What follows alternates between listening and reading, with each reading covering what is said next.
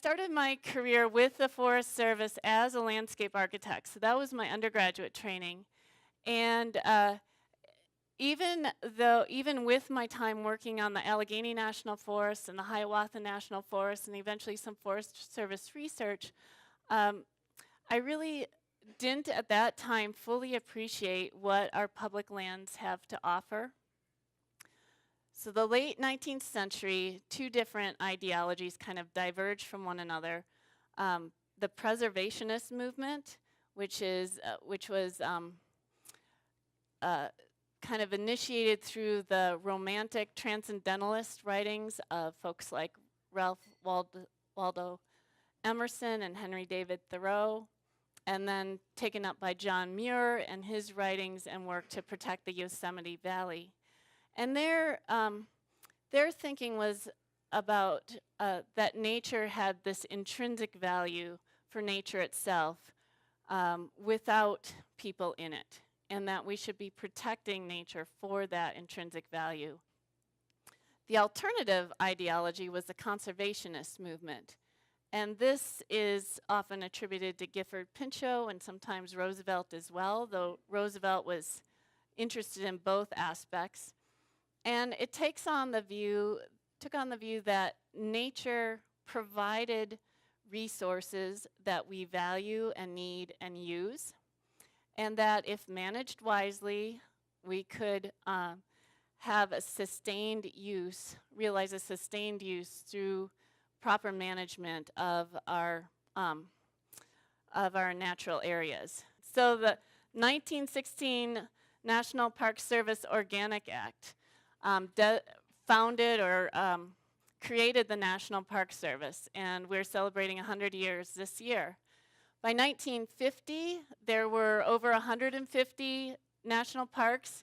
I'll just kind of make a big swath of the 60s through the 90s where we have growing environmental interests coupled with greater technology, remote sensing, for example, to get a bigger picture view of our landscapes, our regions, and computing technologies. So now we can really start to make sense of beyond single stands or sites of what's going on our forests and parks. And so that led to, in the 90s, it was called ecosystem management, where we looked at managing more holistically rather than single species or single site, and landscape-based research.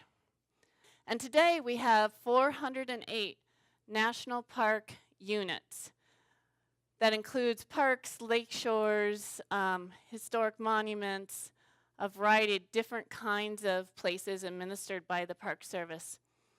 The 408 park units cover about 80 million acres in the US, and the majority of that is in Alaska. But if you count just the area in the lower 48, it covers, forgot exactly how much, but it's about the size of the state of Virginia. So not that much area, and yet it's most of the national parks are capturing some of our most significant features, the tallest, the lowest, the longest cave, for example. And most significantly, they're serving a huge number of visitors. About 280 million people as of the centennial visit our national parks, which means about $30 billion contributed to the US economy from park visitation.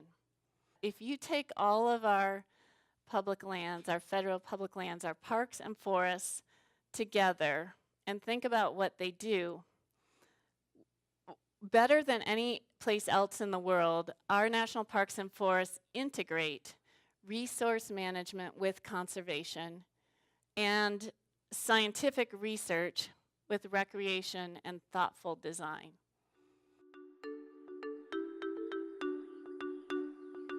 What are all the different avenues by which land can become public land?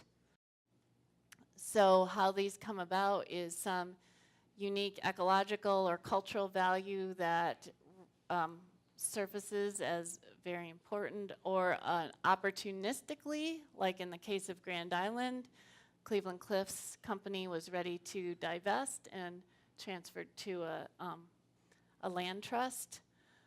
So when we are prepared for those opportunities, then we might be able to take advantage of a new public land site.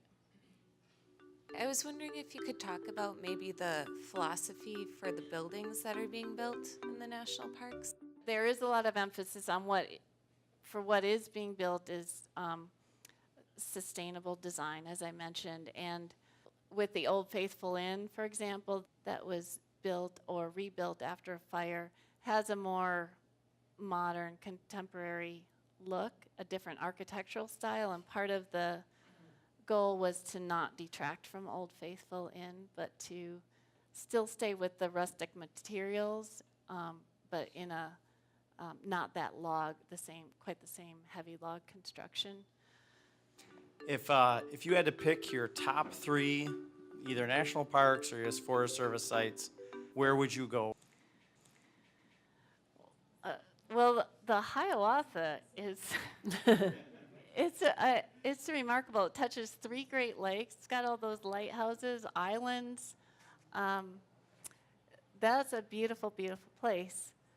To hit a big one, I'd probably say Yosemite or Muir Woods, because we just don't have those kinds of landscapes and trees here.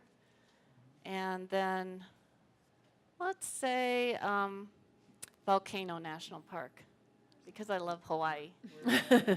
The big island of Hawaii. And you can't see that kind of geology anywhere else. Okay, well, thank you very much, Janet Silbernagel. You're welcome.